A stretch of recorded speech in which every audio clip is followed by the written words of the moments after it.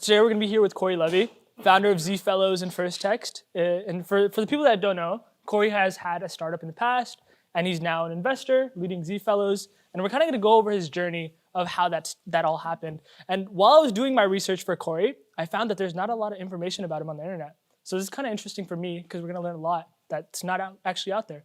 So Cory, welcome. Thank you. I hope you enjoy effing, and we'll get started. So the first thing I'm curious about is, where did your startup journey start? Like, where was the first thing that got you into entrepreneurship?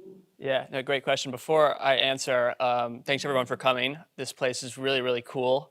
I saw it during COVID, like right when FurCon was like building this space out, and I remember thinking like, this is awesome. This was like when, people were shitting on SF. They were saying, it's completely dead. It's never going to come back. And I remember FurCon was saying, I'm going to invest in this. This place was like a ghost town, and it's been really cool to see this place grow. And I saw it under construction, and I've never been to this floor yet when it was designed. So yeah, really, really, really cool to be here and hopefully meet everyone after. But I got started. I grew up in Houston, Texas. Is anyone from Texas in the room? We got one Texan. That's okay. We'll represent. And started working in technology in high school. At that time, this was a long time ago, Facebook was around, Twitter was around, but they weren't that big yet. And I thought it would be really, really cool if I could go work there. And I was like 14 at the time.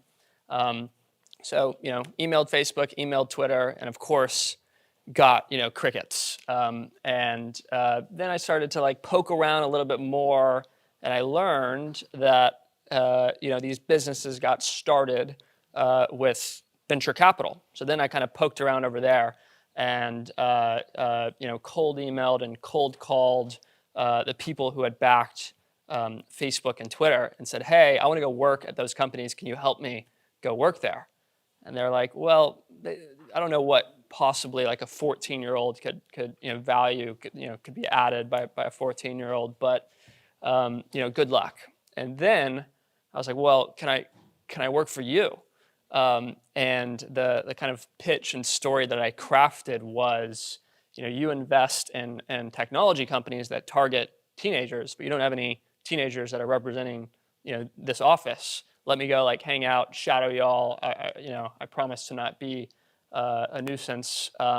And a few of them kind of said, oh, I guess that makes sense, sure. So I got exposed to kind of the world of Silicon Valley when I was in high school and shadowed people at the Founders Fund when no one really knew what the Founders Fund was, and shadowed people at a place called Union Square Ventures when no one really knew what Union Square Ventures was, and shadowed the founder of Techstars in their kind of early days, and got exposed to this world at a very young age. Then I studied computer science at the University of Illinois, left, moved back here, and started a company that built a number of consumer products, one of which grew to like tens of millions of users. It's no longer around, but it was acqui-hired by a unicorn-style company, and then took a step back, and that was like 3 years ago.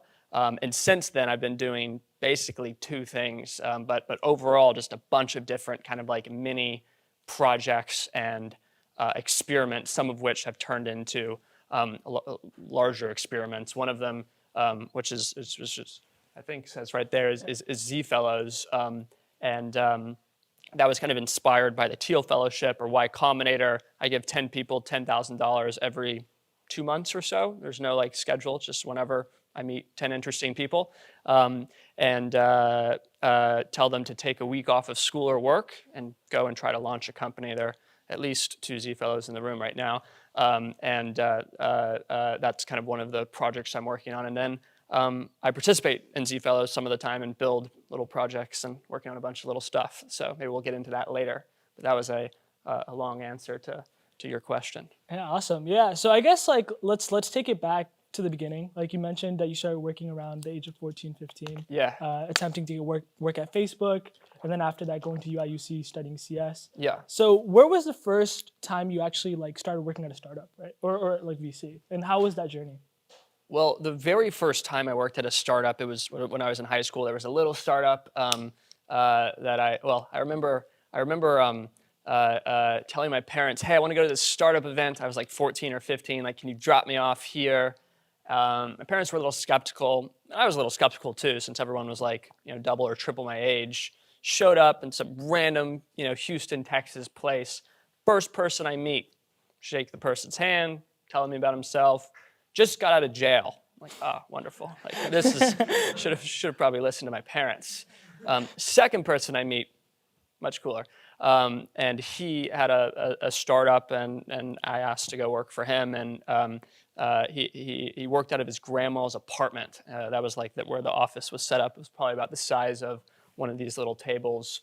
And I got exposed to what it was like to try to find product market fit at working out of your grandma's apartment.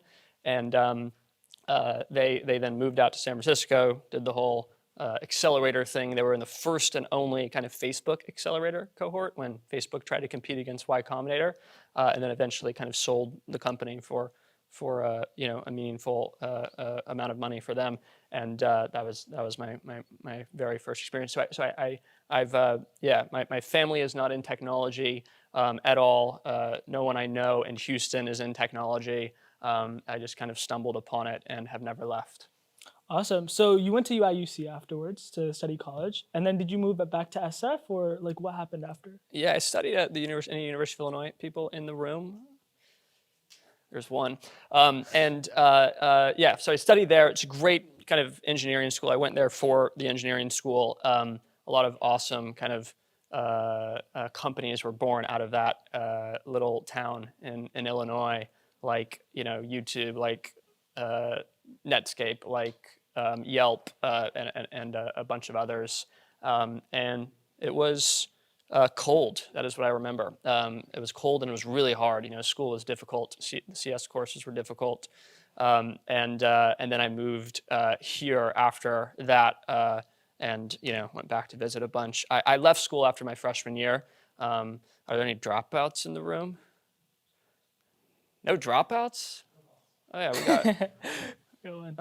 All right, we have 2, and there's maybe a 3, 4. All right, cool. This is 5. All right, 6. Good. All right, I was gonna 7. Good. Okay, I was a little concerned for a moment. It's typically an SF. I feel like at these things, there are a lot of dropouts. But congratulations, everyone else, on finishing school. Parents are proud. No. Yeah, so then you come to SF and you start your first actual startup, right? So how does that journey start? Startup experience was, very stereotypical. We were in an apartment turned into an office. I kind of love that vibe. I love this vibe as well. That's my second favorite approach to starting a company. But first favorite approach is this hey, we're all kind of living together and working together, or, if we're not living together, we're living really close by to each other. And you don't know the difference between a Friday and a Tuesday or a Sunday, and everyone kind of loves the mission. I think that is incredibly important at a startup company. It's rare. It's rare. I don't know if you all have seen this, but when you do, it's super special. Even if the company doesn't work, it's just this kind of energy that is hard to replicate when you have this small group of people trying to build stuff. And that was what we had. And then I remember we moved into a real office after we grew, past 10 people or something.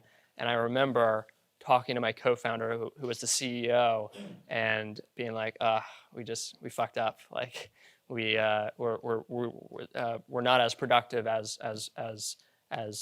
we were when we were 10. And I remember we were thinking we were in an apartment kind of complex. And we were thinking should we just take over the floor?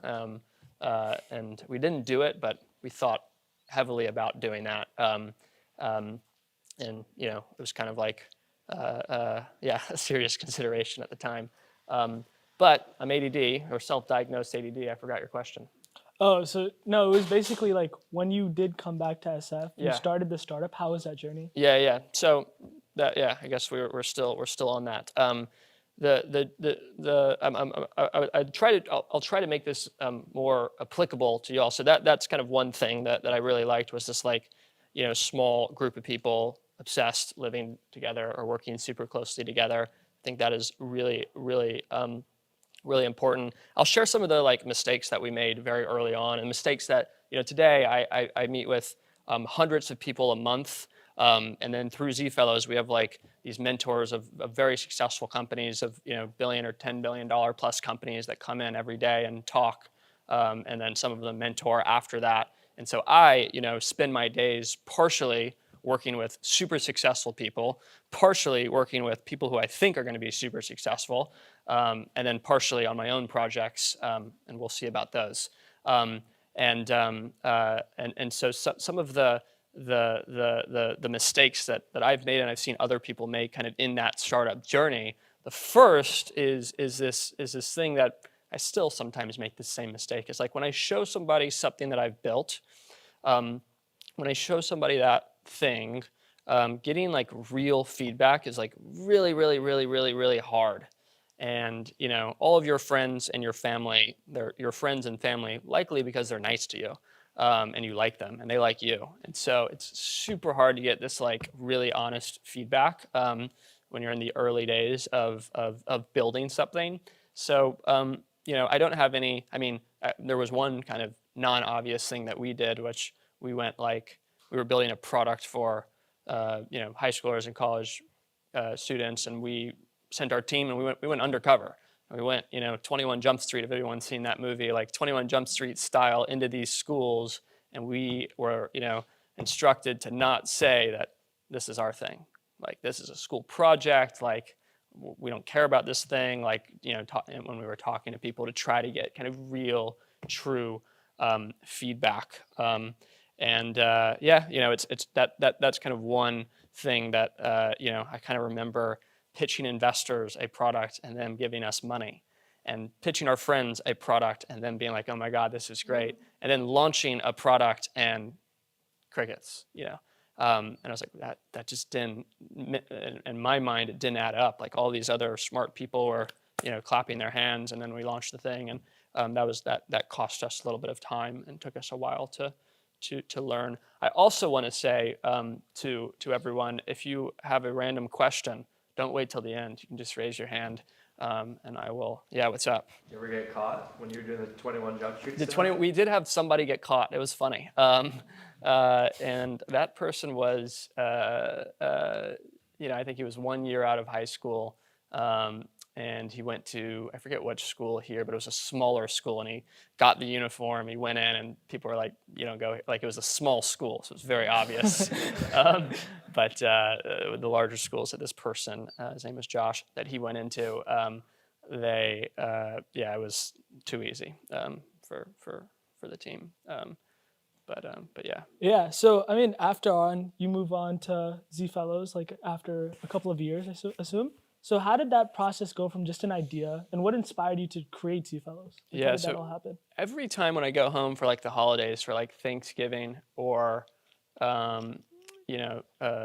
Christmas time, I like back in Houston, Texas, like back in my bedroom that I grew up in, and I for some reason I just turned that age. Like I just when I land in Houston, I'm no longer an adult. I'm back to a child and living with my parents. And for some reason, when I'm in my home that I grew up in, and in that room, like random idea, that's a time period where random ideas come up. And this was, I think, 2 years ago, probably almost to this date, where I flew home, and you get to see all your friends from high school, and my roommate at the time in San Francisco, he incredibly smart, super high IQ, super high EQ, working at Google. Told himself, I'm going to work there for 1 year, then I'm going to go turn one of my side projects into a company. Year goes by. Does anyone want to take a guess what happens? He stayed. 2 years go by. Still there. And I don't remember how many years, but it must have been year 3 or 4. And living with somebody, you hear, you see, you're like, oh, why are you stuck? And I've never been there working at a company, but I hung out at Google a lot. I probably he was like trying to get himself fired. It was really funny. He would sign me in, and he would sign me in for if I don't know if anyone's seen any of these viral videos of like, oh, I lost my friend. Can you announce it at Walmart? One of those funny names. He'd sign me in as one of those funny names. Every day. We would eat breakfast and lunch there. The trainer person. Somebody asked you about day in the life of a Facebook PM, a day in the life of a Google PM. It was pretty much like that. So anyways, long story short, I was like, why don't you? Or I asked him, how many vacation days do you have? And he was like, 2 months. I was like, why don't you take some of those vacation days, maybe 3 weeks, 2 weeks, 4 weeks, and go like turn one of these side projects into a company. And if you like it, amazing. You can go, quit Google. If you don't like it, amazing. You have this like insane setup at Google where, you have the free lunch, the free dinner, the free breakfast, but your brain's getting weaker. He did it. He kind of like took that advice to heart and went on a staycation. And in that time kind of recruited a team and built and it was just like, oh my God, I can't believe I'm here at Google. And he left shortly thereafter. And I did that with a few other friends. And then while I was at home, I made a website for it. And then was like, I'm gonna do this once. Like I'm gonna find 10 friends or 10 friends of friends, and kind of went back and forth. Should I make it a month? Should I do 4 weekends? Should I do 2 weeks? And then because I'm just one person, I was like, what's the easiest for me? And for me, it was like, let's just do this for a few days or for a week. And so I launched this thing kind of with the goal of like, hey, take a week, zoom out. I also think that things like YC and things like the Teal Fellowship can be heavily compressed. I think YC could, probably just be a few hours, not 3 months. And so, kind of tweeted this thing out. And instead of it being friends of friends or my friends, we got 500 people interested in 24 hours that wanted to do it. Thousands of people have applied. And I've just, kind of low-key hosted these things every 4 to 10 weeks whenever I meet 10 interesting people that come through the application, that come through the applications. And then I participate. Super fun. It's really cool. If you have anyone that is like my old roommate that was like stuck, super smart at a big company or at school, you should share ZFellows. It's really kind of helped people get activated and have changed a bunch of people's lives. Just in a few days, you can kind of get exposed to this world, which sounds like all of y'all are already. Yeah, I'm kind of curious. What are some of the cool projects that came out of ZFellows? Some of the cool projects that have come out of ZFellows. There's one. I'll share one example of a founder that has a funny story. His name's Keon. He was studying at UPenn. He was studying biology at UPenn and was working on this little side project called Nucleus from his dorm room. It's a genomics company. He's trying to compete against Ancestry or 23andMe, and his parents were like, "What are you doing? Go back to school. Don't work on this." He told his parents that he was doing, and I guess this is recording, so sorry, Keon. I don't know if the story is public or not, but he told his parents that he was maybe doing some internship or research or something, but really kind of working on his company, and did ZFellows, raised a kind of small kind of pre-seed round of capital from a few of the ZFellow mentors, and then recently has gone off and raised maybe like $20 million. He has a team in New York. He still lives at home with his parents, which I think is great, and has a 15 person team in New York City, kind of trying to compete and build a new kind of genomics company. And it all kind of started with actually Keon. He sent me a cold text message, and then I was like, "Hey, you should apply to ZFellows." That's one, and there are a bunch of those. I was actually thinking recently, the age kind of range has been anywhere from I think 16 or 17 as the youngest, and people in their 30s as the oldest. But the applications have been like 10 to I think 85. And we had 3 kind of high schoolers recently do the program. All 3 of them dropped out of high school. All 3 of them have moved from wherever they were in the world to a more prominent tech city, and all 3 of them are like on the path to have a real shot of building a cool company. Sequoia funded one of them. Sam Altman funded another. Contrary funded a third. And funding doesn't really mean much, but at least gives them the shot on goal to take. They get to enter into this into this like ability to take the shot. Yeah, you mentioned briefly that you had a cold DM, and I know about 2 years ago or a year ago, you made your phone number public. I'm curious, like, what led you to that, and how has that been for you? Because I know you created First Text after that. Yeah. Raise your hand if you've met someone on Twitter in real life. It's a large number of people. And so I was,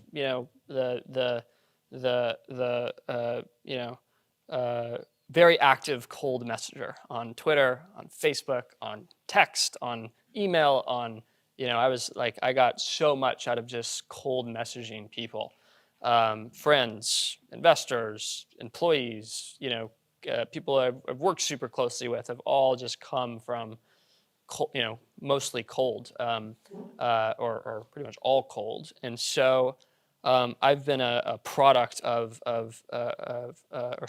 benefited a lot from this kind of just knocking on a door and hoping someone answers.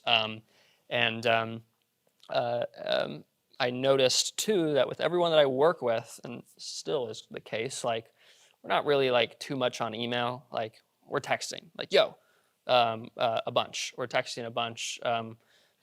My iMessage is probably most equivalent to to what maybe Slack is trying to be for maybe the older generation.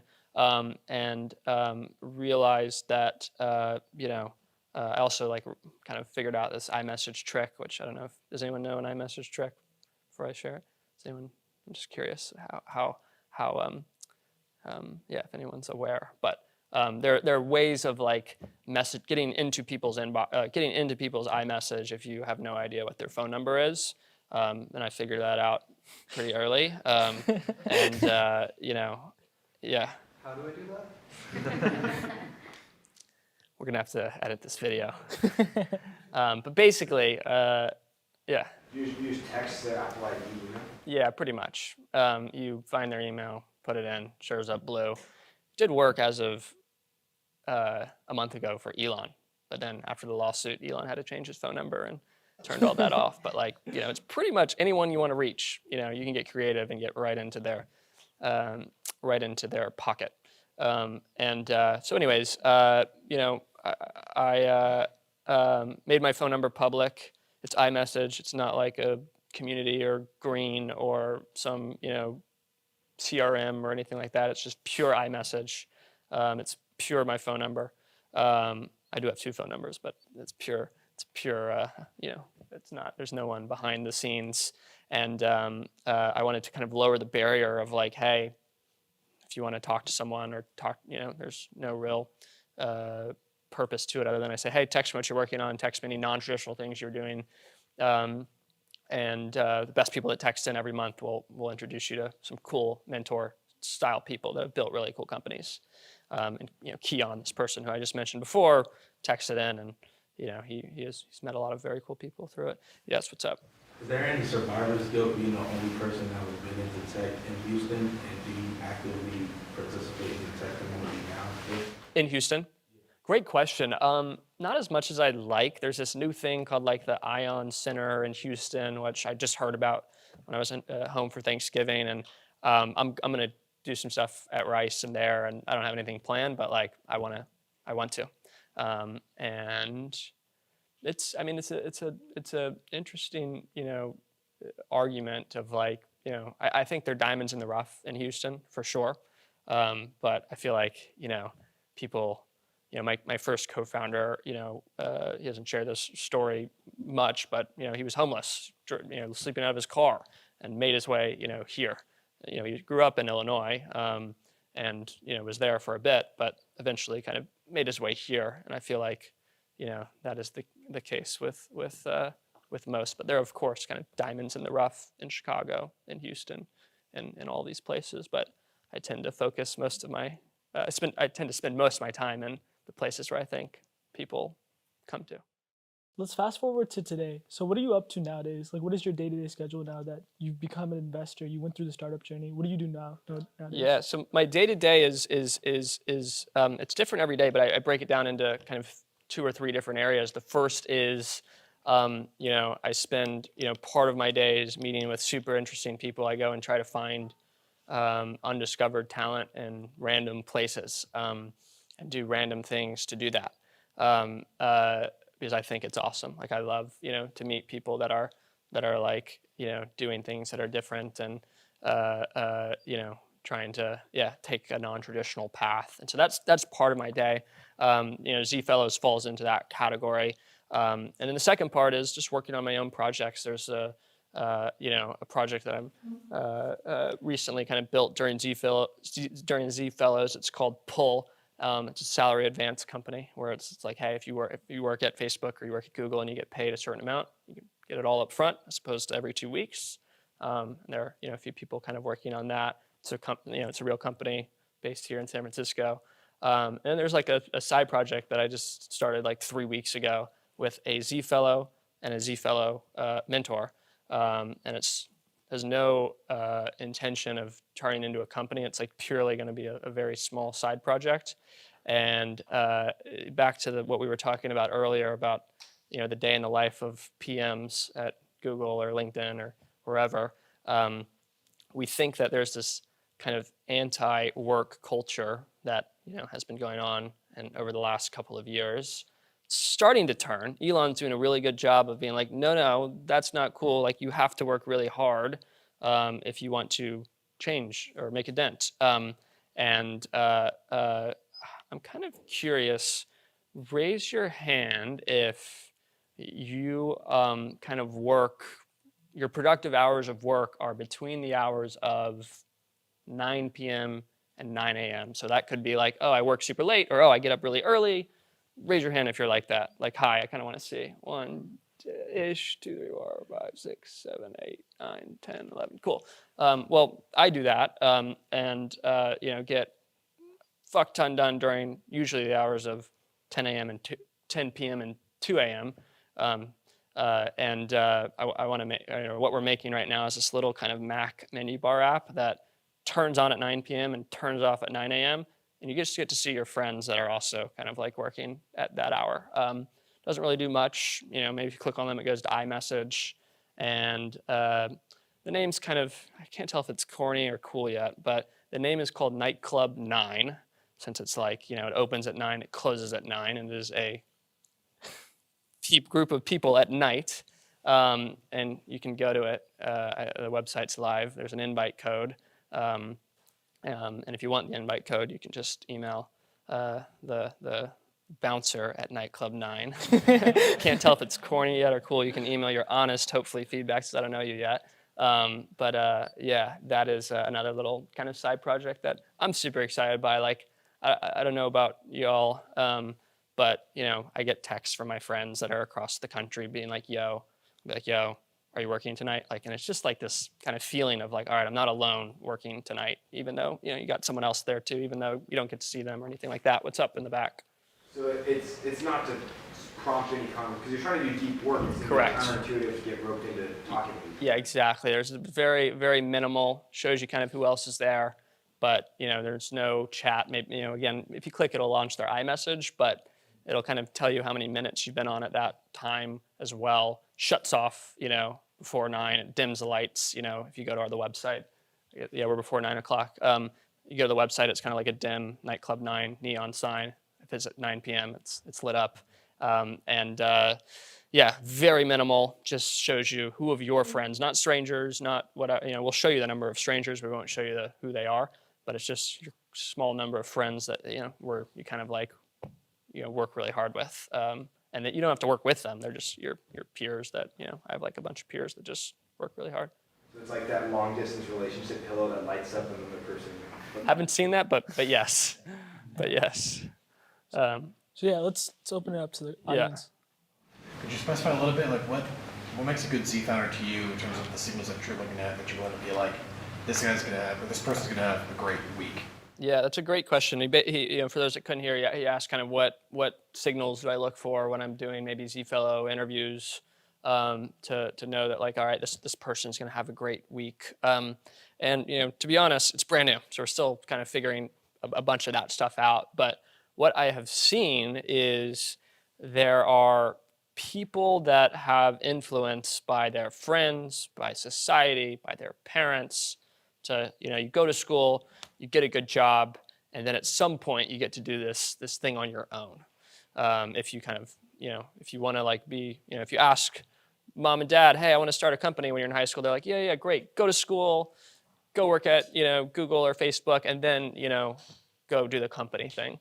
And so I kind of look for people that are like stuck in that path where they're like, wait, I don't want to do this Google or Facebook thing, or like, I don't want to be in this school thing. Like, I'm ready to go now, but for some reason I'm not there yet. I just need a little push. That makes, I feel like that's been really cool to see. Some people do ZFellows and then, they had planned to quit their job in a year, and they're like, oh shit, I can do it right now. That is one. I mean, and then just more broadly, some of the things that I look for is, I think one of the ZFellow mentors, he said this, and I've used it, is that like this startup world is a pain contest. It's like, how much pain can you endure? Because startups are really, really, really hard. So I'd like to kind of look and suss out, like, how much pain can this person endure? And actually, another ZFellow, well, it was Keon. I think he'd be okay with me sharing this story. He was like, if I'm an investor one day, all I need, this is controversial, he's like, all I need is a treadmill. So I'll just put them on the treadmill, and I'll say, hey, I'll give you money, if you pass this test. Get on the treadmill, turn up the incline, turn up the speed. It doesn't matter if you're fit or if you're not fit or if you're old or young. He just wants to see, like, will this person, like, how much will they go? Like, basically a VO2 max score, but like, will they like fall off the treadmill? Will they be like, no, I'm not doing that? Will they, like, how much will they push themselves? Obviously controversial, obviously partially facetious, but he, truly believes that this is like a pain contest. And I believe it's a pain contest as well. And I've noticed there's another ZFellow mentor that's built a business that's going to do over $1 billion in revenue next year, doing 9 figures in revenue this year, billions of dollars of kind of enterprise value this person has created. And I was staying over at his co-founder's house, and there was basically all the rooms were occupied. Friends like, hey, should we get you a hotel? Should we, to the co-founder of this $1 billion company, should get the air mattress? He's like, no, just give me a blanket. Just slept on the floor. And to me, or to most normal people, they'd be like, what? Like this, why didn't he just get a hotel? Like, why didn't he sleep on the couch? Why didn't he? And it was just like this, I don't know if there was any reason he did it, but it was just, cool. All right. Like, this is, he doesn't care. Like, maybe it was like a little practice of like, I need pain. Like, he wanted it. He wanted to sleep on the floor with just one blanket. On the way here, I was looking for the photo. I found it. I can show it to y'all after if you want to see it. But since I remember, like, I'm going to take a photo of this. This is hilarious. Because I could have, growing up, I could have never imagined like a founder of a multi-billion-dollar company sleeping on the floor and being okay with that. I envisioned like, oh, they have a driver and they, sleep at a fancy hotel and they, life is perfect. When in fact, like, it is a pain contest, it is a struggle, kind of no matter where you are. So I tend to kind of look at stories, try to find stories like that. And if they don't have that, like, are they okay with it? Yeah, take one more question. For founders that go through the ZFellows program, what do you hope they come out of the program? For founders that come through the ZFellows program, what do I hope they come out? Broadly, like, it's an inspirational week. Like, not a lot can get done in 5 or 6 days. And so I hope for two things. I hope one, that it's really inspiring and they're like super pumped when they leave it. I'm super pumped when I leave it. Like I love, I love doing. I get to do all of them. And then two, it's 10 other people, and people hopefully become friends with the other people in the cohort. I've met really great friends from it. I know other people have met co-founders, other people have met roommates, other people have met colleagues, from it. And so that's also been really, really cool to see. But actual work, not a lot can get done in five or 6 days. It sounds like you have some mentors that you bring into the... Yeah. Mentor, founders of billion-dollar companies come in every single day. Sometimes, they come in and we'll take someone and invest in them, after, or 6 months later, they'll do that. Really, I can't control, people. I can't say like, hey, you go talk to that person, like you founder get to go talk to that person. I can just kind of try to set it all up. And all of the mentors from Dylan Field from Figma to the founders of Tinder, from founders of Netflix, they've all kind of funded and worked with people. They don't work with every single person, not all 10, but they work with, that kind of becomes natural, I guess. Yeah, I guess to wrap things up, I have one final question. So you give advice during this 1 week, I assume? And I assume... I don't, but the mentors do. Yeah. So what is one piece of advice you think founders don't hear enough that you can give to us right now that should resonate with a lot of us? Yeah, I'll share two. The first is from founder of Eventbrite. His name's Kevin Hartz. He's been, I was lucky to meet him. I think I tried to work for Eventbrite too when I was like 14 or 15, so I've known him for a while. And I remember something that he shared, and it was for, he kind of was like, don't listen to your parents. And he was like, don't listen to your parents or your friends for, when you're asking them about kind of startup or life type of like professional type of advice. And the reason that, he said that was because, they want kind of what is best for you, what is most safe for you, what is, no risk kind of path. But if you want to be in this kind of like startup world, you obviously need to take some risk. So, he was like, be careful who you take career advice from. Probably shouldn't be from your parents. And then the second is the thing that I just mentioned, which was this kind of pain tolerance, like starting companies. I think over the last 10 years, we've seen all these television shows, we've seen all these movies, all these news stories of how nice and cool, and it's become popular.